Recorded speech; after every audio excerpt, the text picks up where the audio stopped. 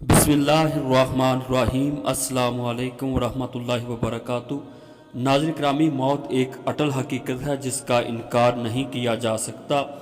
हर जी रूह चीज़, हर इंसान ने मौत का ज़ायका चखना है और हर चीज़ को फ़ना हासिल है, और ये उसकी ज़ात अब्दी का मुशाहिदा है कि अल्लाह ताला अज़्ज़ा वजल के सिवा कोई किसी को ना मौत दे सकता है ना ही ज़िंदगी। ये उसी ज़ात के अख्तियार में है, जिसे चाहे ज़िंदगी दे, जिसे चाहे मौत दे, और जब तक अल्लाह ताला अज़्ज़ा वजल ना चाहे कोई मार नहीं सकता।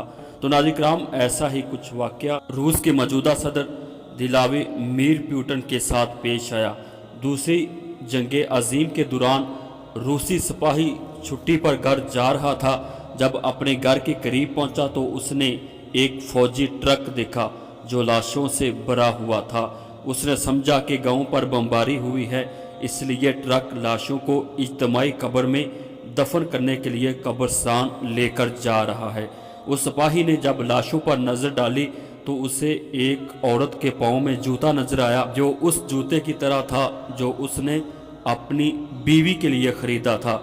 घर जाकर देखा कि घर तबाह हो चुका है, कोई चीज़ नहीं बची। वो सिपाही वापस भागकर लाशों के पास आया और ये देखा कि उसकी अपनी बीवी है, और ये कहकर अपनी बीवी की लाश ले गया कि इसे इज्तिमाई कब्र में दफन नहीं होने देगा, बल्कि अकेला दफन करेगा।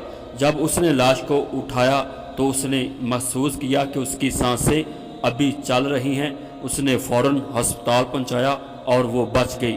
उसके कई साल बाद उस औरत को हमल ठहरा और उससे एक बच्चा पैदा हुआ जिसका नाम दिलावी मीर प्यूटन रखा गया, जो कि रूस का मौजूदा सदर है।